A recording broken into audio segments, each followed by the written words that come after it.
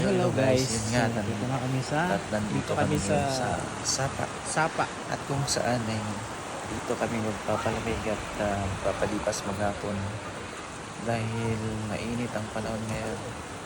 Yan, hindi naman dito guys masyadong malalim, pero yung tubig naman clear naman, malinis.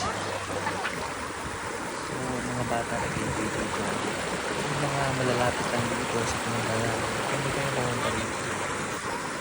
Dito lang yan sa Cora. Yan. Malapit to sa dam. Siguro yung dam ng Pura kung nauna.